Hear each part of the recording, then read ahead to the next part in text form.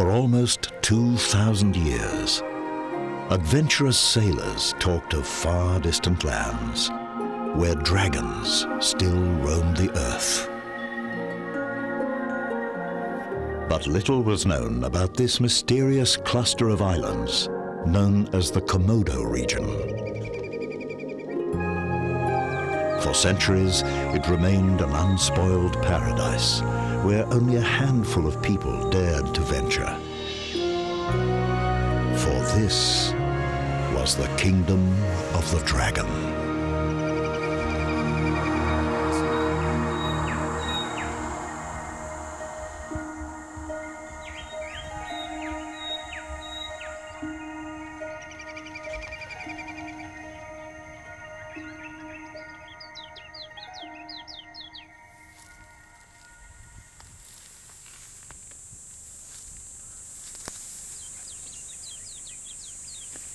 These 3-meter monsters are the last remnants of a time when giant reptiles dominated the planet.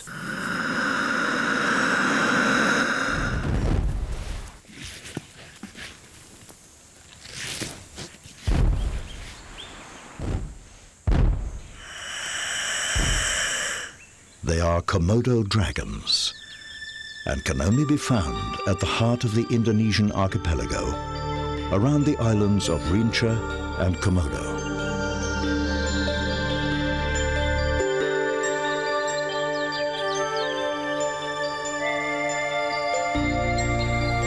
The Komodo dragon is king of its domain, but it is also part of a delicate ecosystem with a diverse range of interdependent species.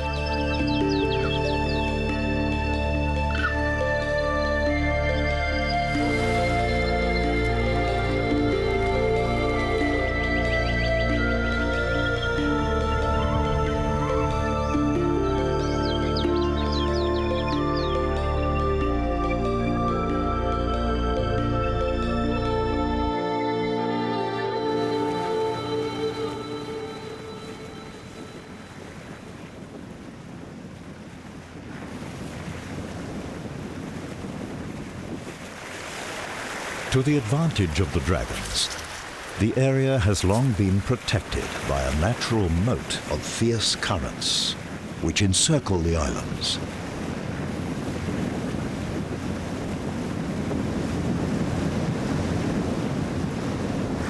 For centuries, the Komodo region was considered an area to be best avoided.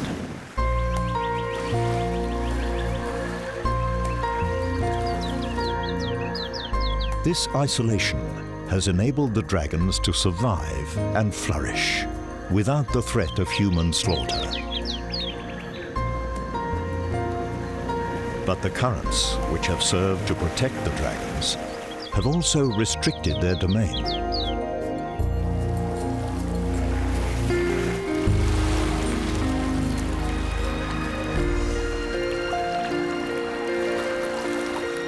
Although dragons can swim short distances, the torrential waters surrounding the island group form an impenetrable barrier to other areas.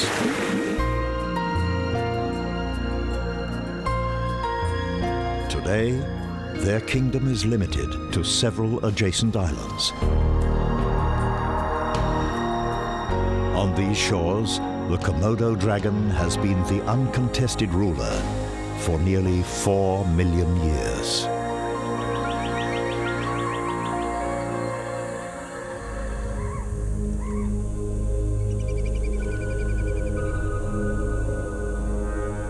It was only several hundred years ago that people first settled in the dragon's domain.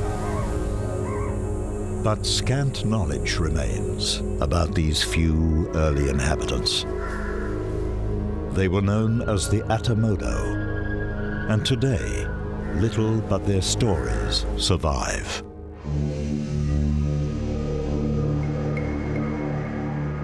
Not surprisingly, the dragons played a significant role in their myths.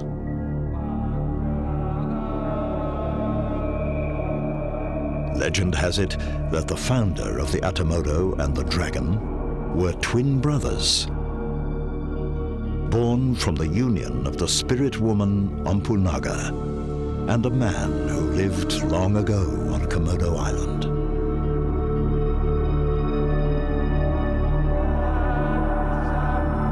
Because of this mystical bond, the Atamodo believed that their destiny was linked with that of the dragon. If harm should come to the dragon, they believed it would also come to them.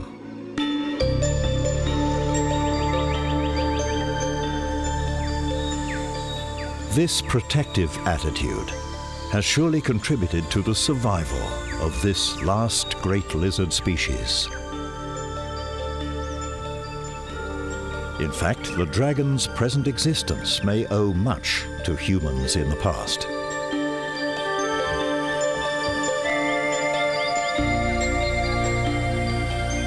Early settlers introduced a variety of animal species, which now form the bulk of the dragon's diet. Water buffalo, wild boar, long-tailed macaw, and wild horses were all introduced by settlers and have flourished in some of the best preserved savanna grassland in the Indonesian archipelago. The most significant import to the islands, however, is the Timur deer, which has long been the main staple for the dragons.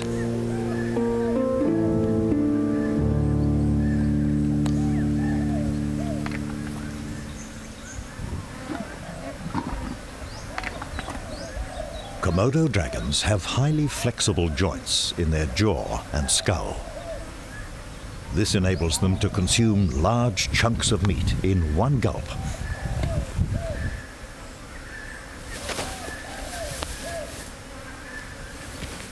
Brute force is used to tear the animal apart.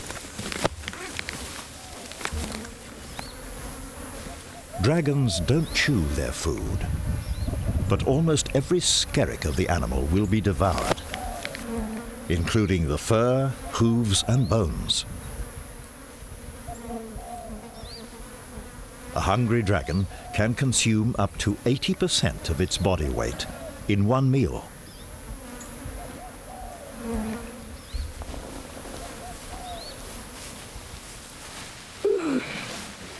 It will take several days to digest the deer. To aid this process, the dragon rubs its belly over the ground, then retreats to find water. It may be up to a month before this dragon has its next large meal.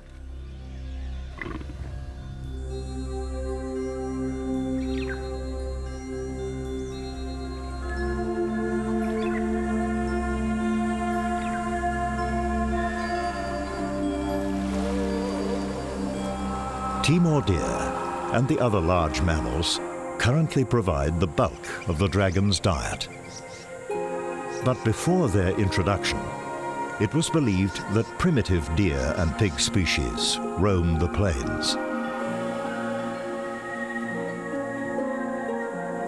Paleontologists have also uncovered evidence that the region was once inhabited by primitive elephants, known as stegodon. Scientists believe these small elephants were probably the main food source for the dragons.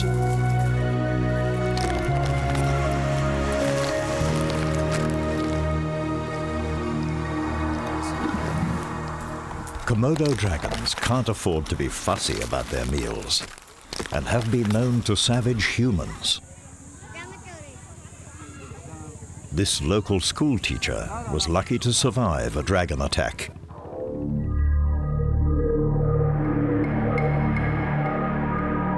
Incidents are rare, however, and it is sometimes hard to distinguish myth from reality.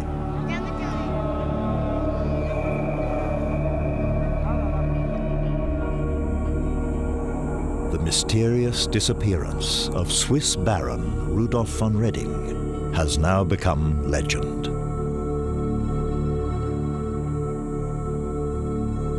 He was walking alone in the hills of Komodo when he vanished without a trace. Many believe that he was consumed by dragons.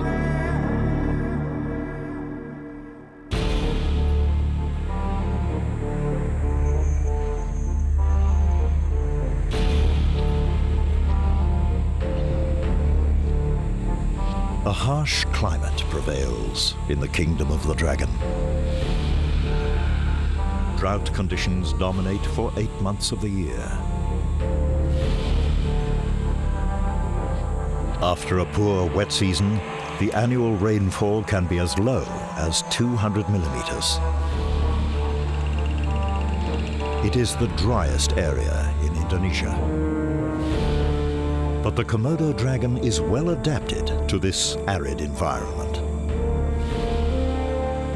It preserves water by secreting very little of its precious body fluids and receives 85% of its water requirements via the flesh of its prey.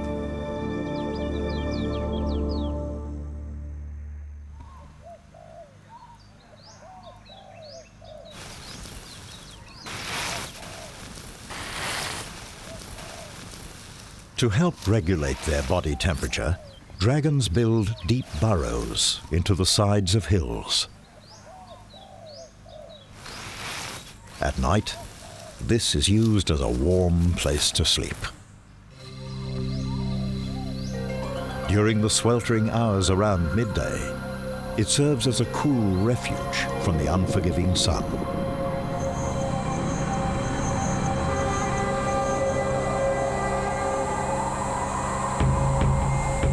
The kingdom of the dragon is one of the few remaining bastions of reptile domination.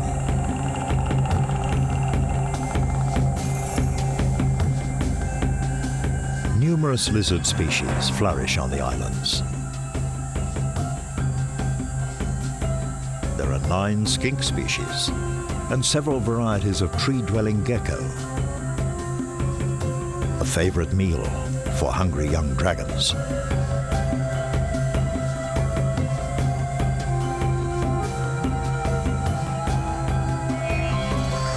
But Komodo dragons are not the only threat to the lizards.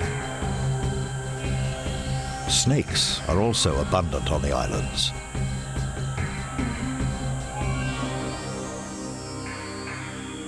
Camouflage is a lizard's best protection. But once detected, it has little hope of escaping the clutches of a rat snake.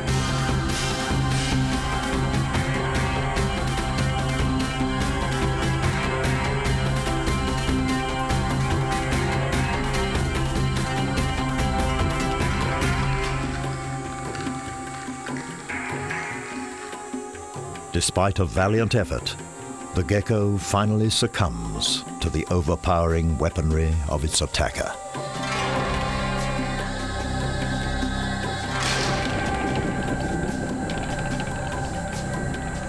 Like the dragon, this snake swallows the lizard whole, allowing powerful stomach acid to break down its meal. This animal may not be hunting for a while, but there are always others in the area waiting to strike.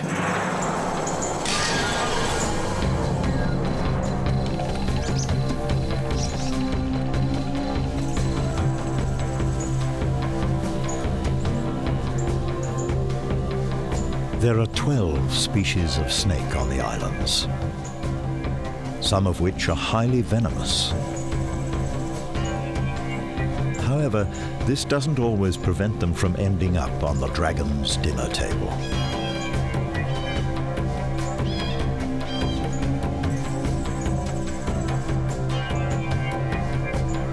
The green tree viper and its rare blue cousin are 2 of the many reptiles in the dragon's diet.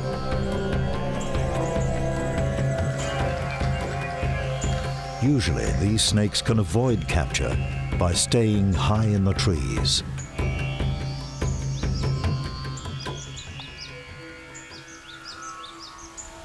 By the time dragons have grown large enough to deal with snakes, Their enormous weight ensures gravity will show them where they belong.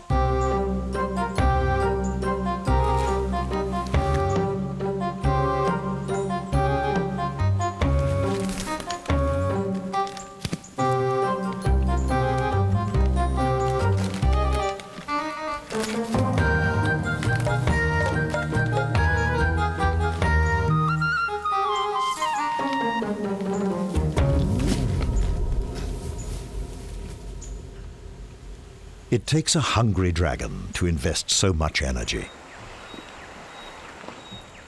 There are easier meals to be had when one knows where to look.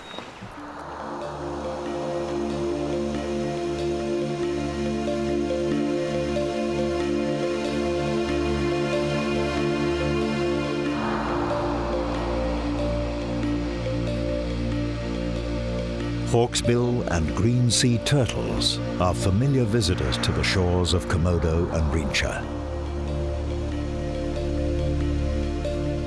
Once every 2 or 3 years, individuals return to the place of their birth to lay eggs and replenish the species. Up to 150 eggs will be left buried in the sand. Many of these will be plundered by dragons. However, they won't find all the nests. The remaining sites are often raided by poachers. It's not just the eggs that are sought after. Turtle meat is enjoyed by man and beast alike.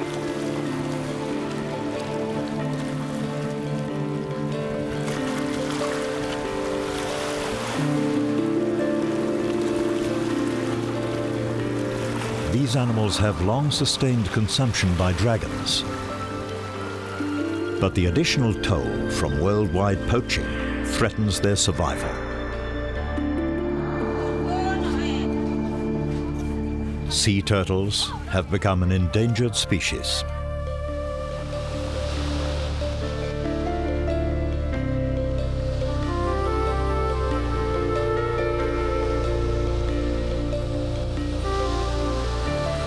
It may be up to 50 years before the full impact of current nest robbing will be felt.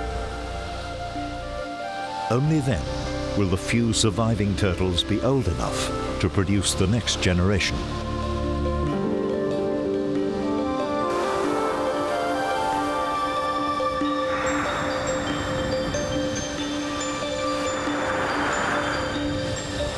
These turtles could live as long as 90 years. But to survive the hazardous growing period, they must first navigate their passage into the deep ocean, past the onslaught of fish, birds, and humans.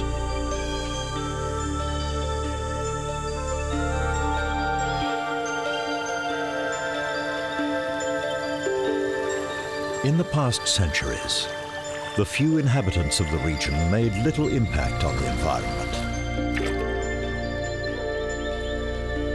To the advantage of the dragons and other wildlife, the population has remained low due to the inhospitable climate and lack of fresh water.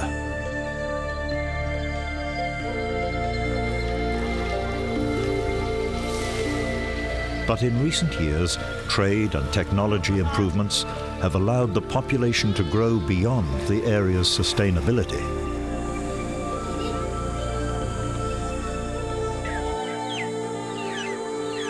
Since the 1930s, settlement has increased by 1,000%, and the region's resources are being pushed to the limits.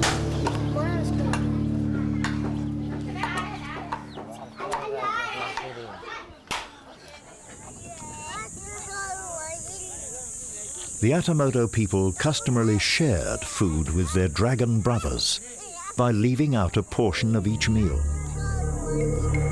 But nowadays, the dragons must compete with the villagers for the dwindling resources.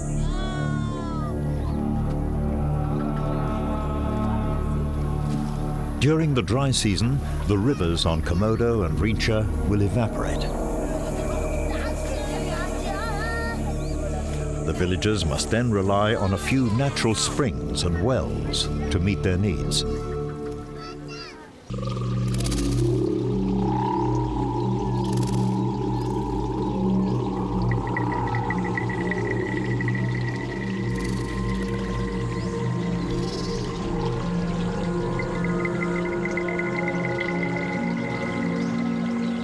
Water sources are also the meeting point for most of the wildlife on the islands, particularly the mammal species. These locations are ideal for ambushing unwary victims.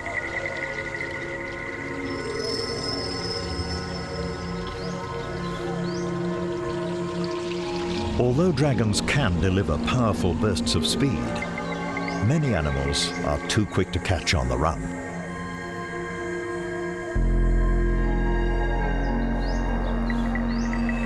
In the kingdom of the dragon, water is not only the giver of life, it is also the bringer of death.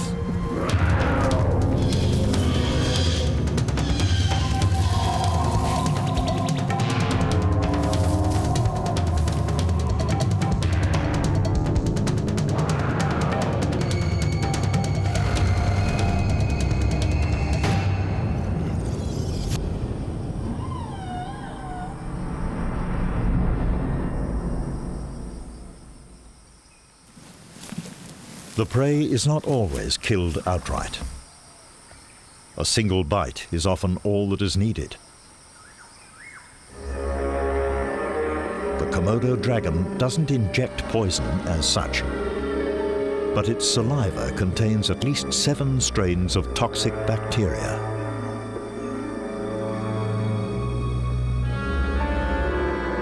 A wounded animal may get away, but the infection from the bite will eventually lead to its demise.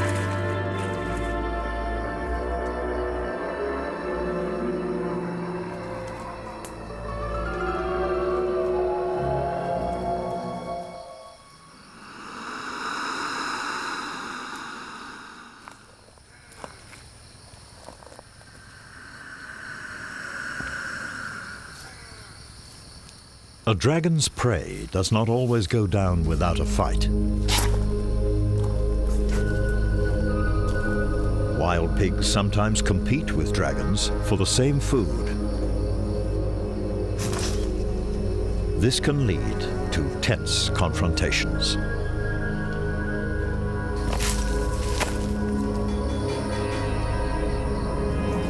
The sow can stand her own ground, but the boars have tusks and have been known to pierce and even kill adult dragons.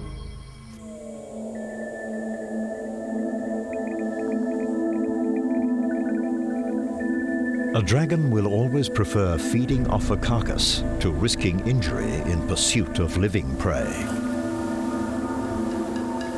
The wild boar has died from an infected wound. But this hungry animal knows it doesn't have long before company will arrive.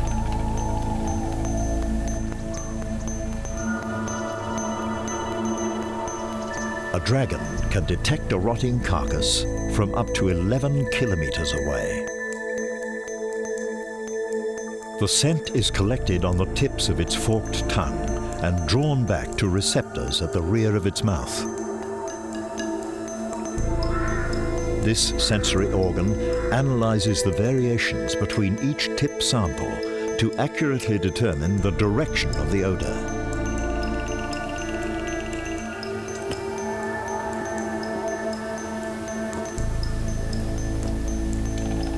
Dragons' teeth bear closest resemblance to those of dinosaurs. They are hidden behind the gums, which often bleed during a meal. This festering blood adds to the toxic cocktail within its mouth. It uses its teeth like a saw to tear and prise the flesh apart.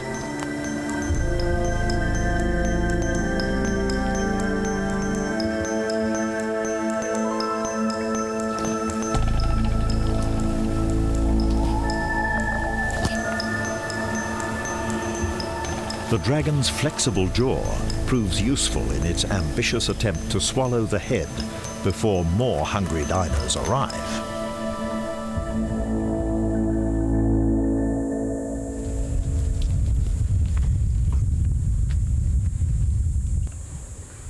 Although dragons live a mostly solitary life, feeding is often a communal affair.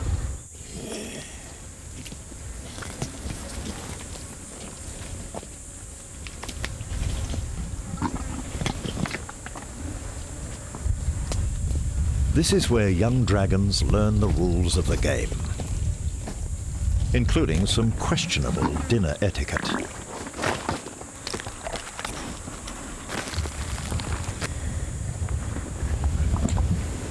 There is a predetermined order to this chaos, and social hierarchy plays an important role.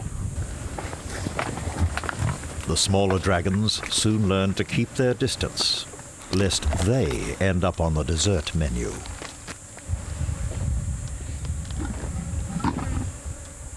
A Komodo dragon is not particular about where it gets its next meal, including from its own kind.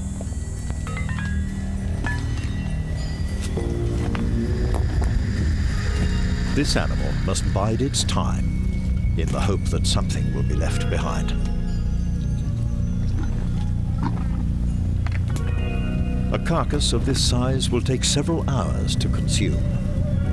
But there is always one wise guy who insists on takeaway.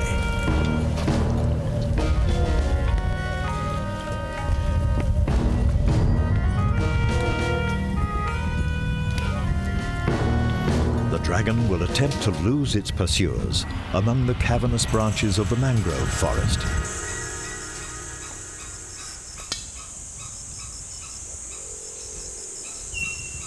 These entangled root systems are the fortress walls of the dragon's kingdom.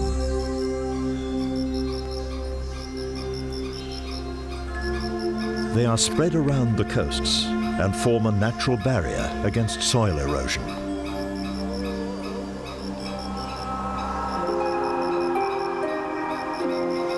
The mangrove forests offer multiple ecosystems because they provide habitats for both terrestrial and marine creatures.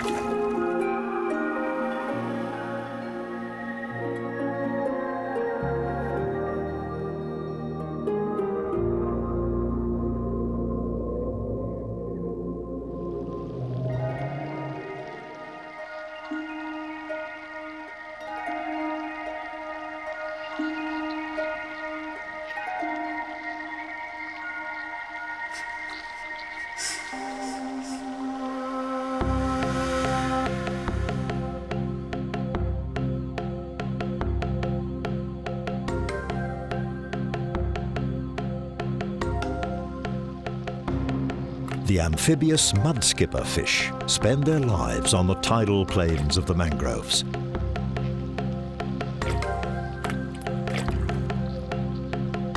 They are believed to resemble the first prehistoric fish that ventured onto land. Mudskippers store water in their gill chambers, enabling them to stay above water indefinitely.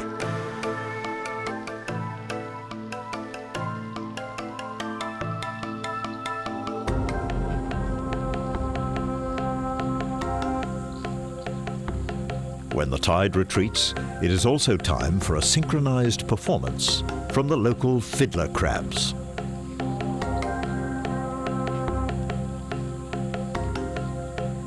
This display is actually a fertility dance to attract worthy partners.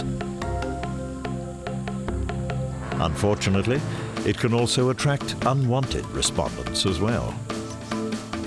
Crabs are a favorite meal for the long-tailed macaw. These animals, in turn, are hunted by the Komodo dragons.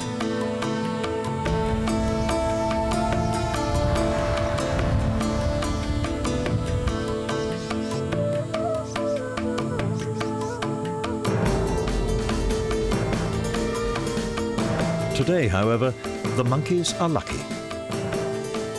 The dragons are already occupied, fighting over the last skerricks of the wild boar.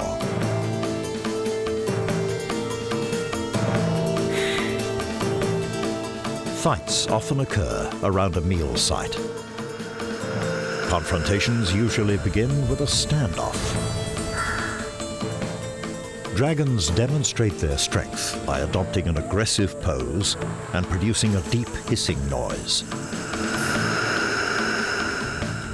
They first size up their adversary before launching an attack.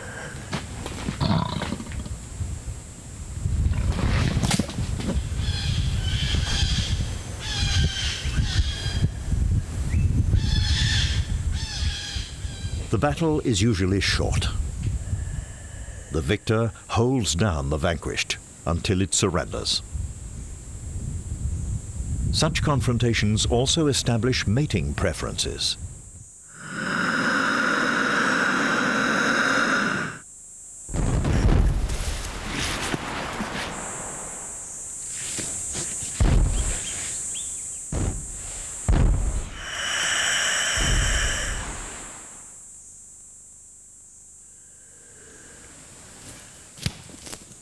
Fighting and mating rituals are often confused by observers, as the behavior of both is very similar.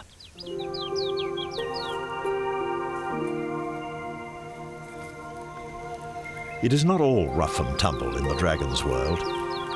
There is also time for relaxation and courtship.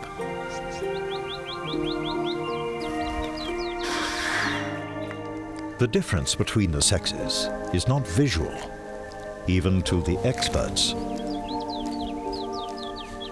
Komodo dragons use smell to locate a worthy partner.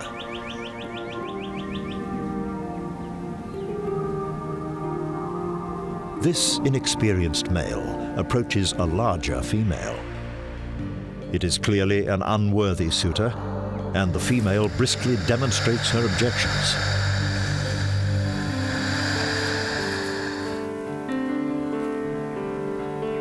But a mismatched male sometimes risks more than mere rejection.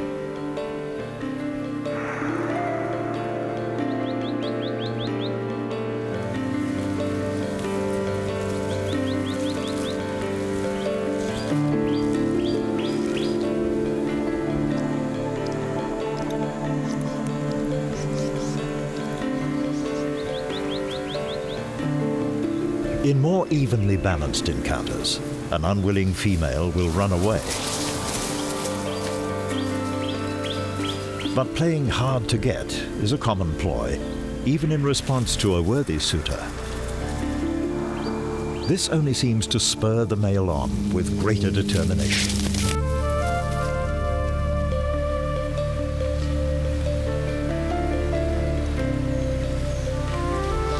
Eventually, the female yields to the male's advances and mating begins.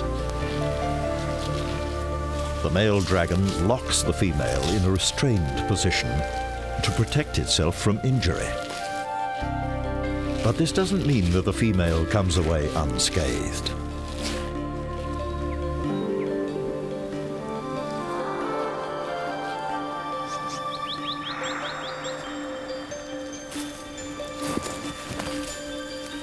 The deed is done, and the female retreats into the forest.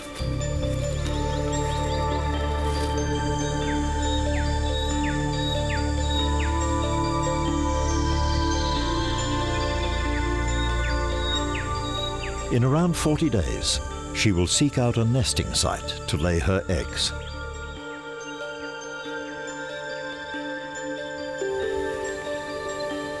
Komodo dragons always take the easy way out. She will prefer to adapt a pre-existing nest to digging one from scratch.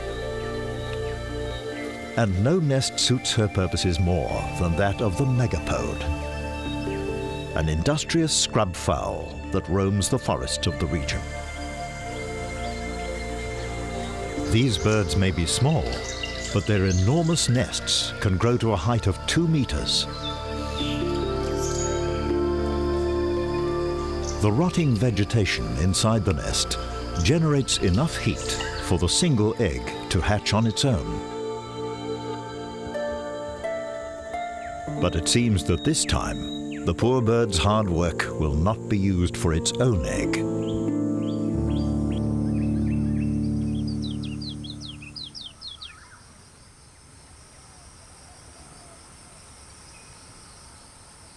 The temperature near the surface of a megapode nest is usually too hot for dragon eggs, so she needs to burrow deeper down.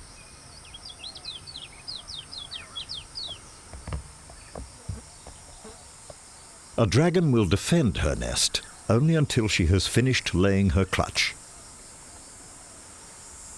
After that, the eggs, like those of the megapode, will be left to their own fate. Komodo dragon eggs fall prey to many animals, including to other dragons.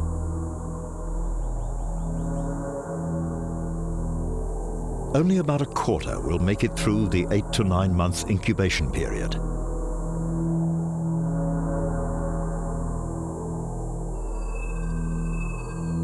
These animals and their carnivorous habits are the product of 4 million years of finely tuned evolution. It is the additional human pressures which most threaten their survival. The rapidly changing conditions brought on by settlers have given the dragons little time to adapt.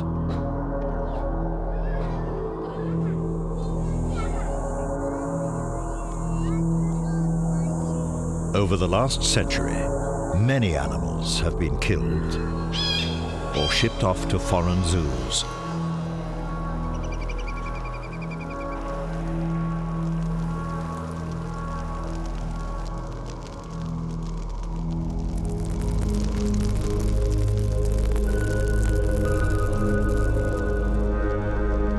Poachers have also destroyed vast tracts of land in their quest for an easy dollar.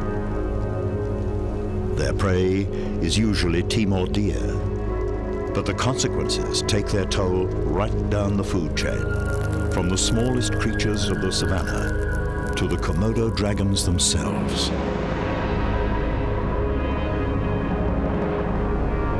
The dragons may escape the flames, but their vital food sources are being depleted and destroyed.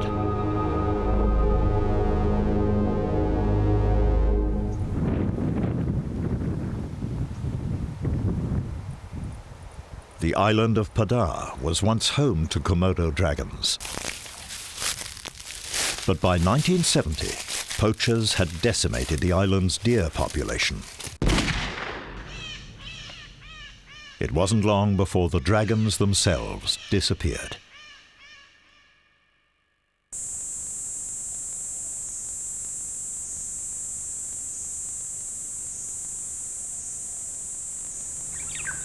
The Timur deer have since recovered from the onslaught. Hopefully, in time, the dragons will also return. There have been several sightings since their disappearance in the 70s. But these were probably visitors from nearby Rincha who'd swum the turbulent waters between the two islands.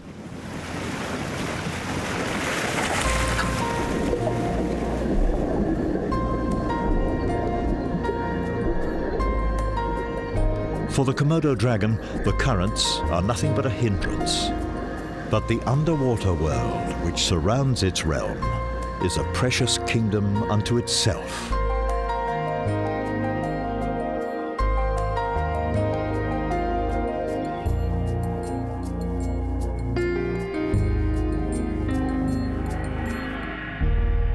The swirling waters hide a unique underwater paradise, which is only now receiving recognition.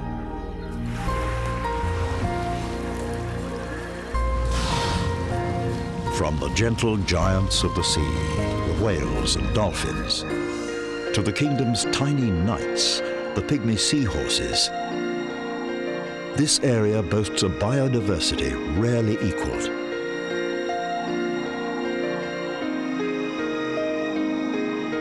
There is still much to learn about the area. This unique white manta ray is still a mystery to science, with only a handful of sightings to date. One of many untold treasures waiting to be discovered around the Komodo region.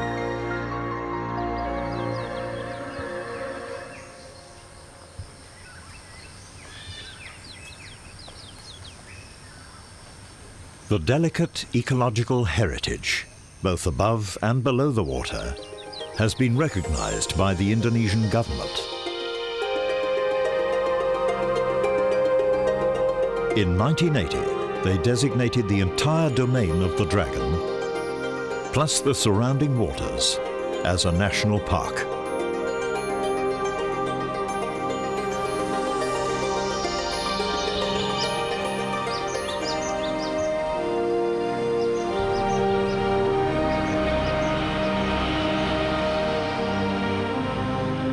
This important decision put limitations on human expansion within the park to help preserve these amazing animals and their environment.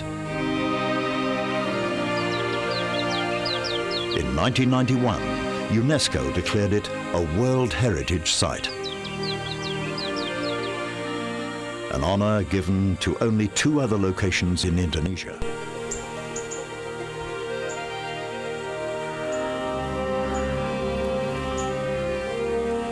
It requires more than accolades to protect the dragon's kingdom. The true knights of the dragon's realm are the Komodo National Park Authority and their support organizations.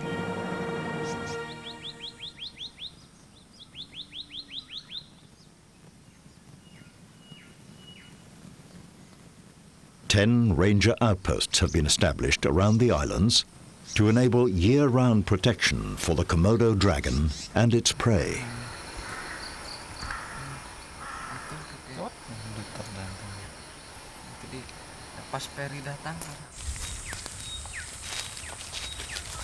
The rangers are also responsible for managing the growing tourist trade within the park. Armed only with forked sticks, they protect visitors from the dragons, who occasionally like to show who's boss.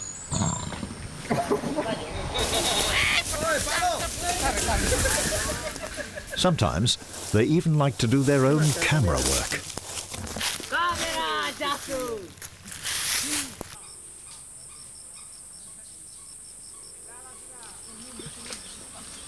Working with dragons is not the riskiest part of the job.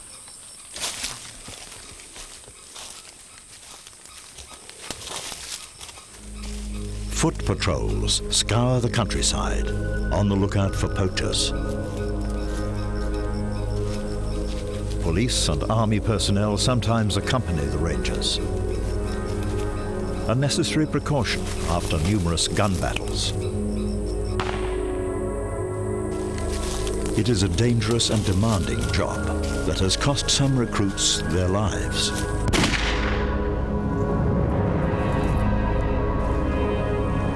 But it's not just the dragon's land which needs protecting. The surrounding seas are also under threat. International demand for live fish has encouraged the proliferation of destructive fishing methods within the park. Divers using unreliable breathing equipment hunt large reef fish in their coral hideouts.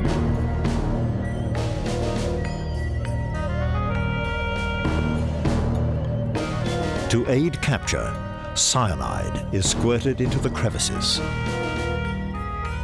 This temporarily immobilizes the large prey, but the residual cyanide kills all small fish and coral in the vicinity.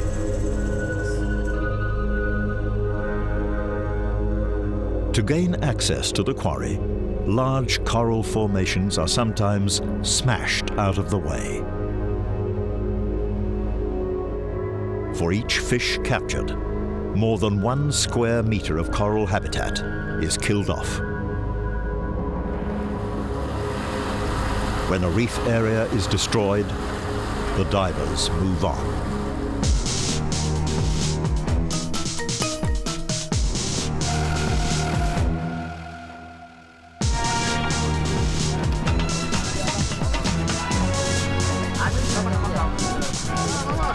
To combat this short-sighted practice, patrols police the park's waters in search of illegal equipment and spoils.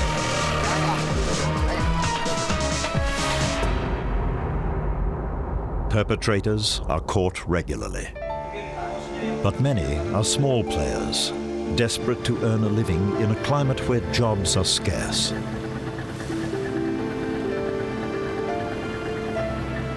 Cyanide fishing and poaching bring good money. But offenders are sometimes unaware that their short-term gain will ultimately deprive them of their own future.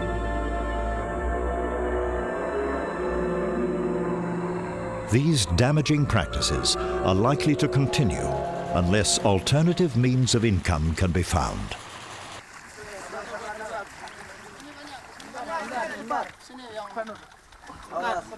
Here, the Park Authority is fortunate to have the support of the Nature Conservancy. The TNC is the world's leading private conservation organization and has invested extensive resources into the region.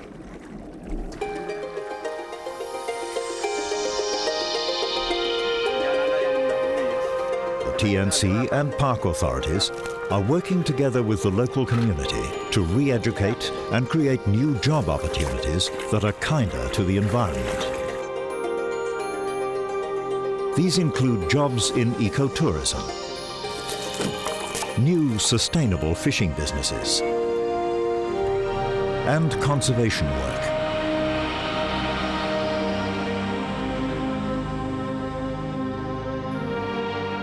Only together with the community can these organizations hope to protect the kingdom of the dragon. Luckily, they also have nature on their side.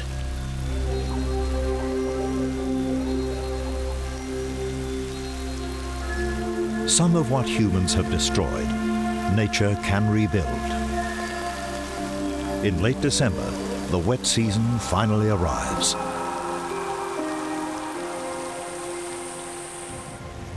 Warm northwesterly winds and tropical rain bring welcome relief to the parched earth. New life blossoms, and the creeks and rivers flow once again.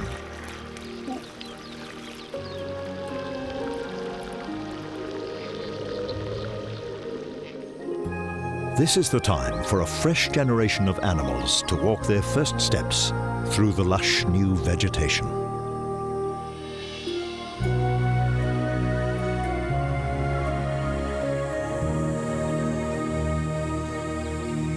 At the end of the rainy season, it is time for dragon hatchlings to venture from their nests. The abundance of new life offers easy meal opportunities. But this young dragon is not safe as long as it stays on the open forest floor.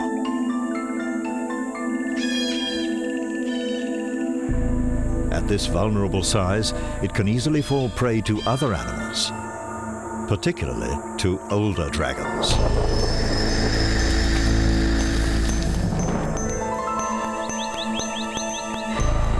Few will survive past the infant stage. The adult has picked up the fresh scent around the nest, and it is only a matter of time before it tracks down the baby.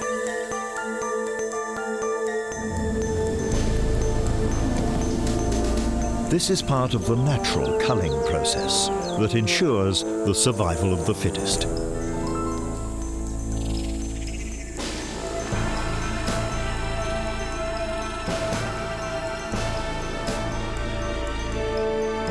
The dragon follows the scent trail, but the lucky hatchling has had enough of a head start to reach a safe haven.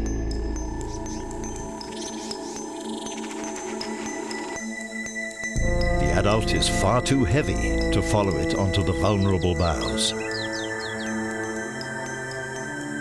This 3-meter dragon lost the ability to climb long ago. Something that the young hatchling will also discover in time.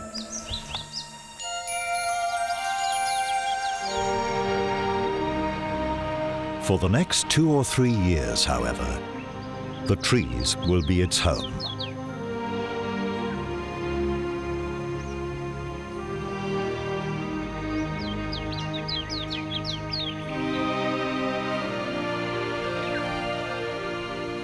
The Komodo dragon will face many dangers along the journey to adulthood.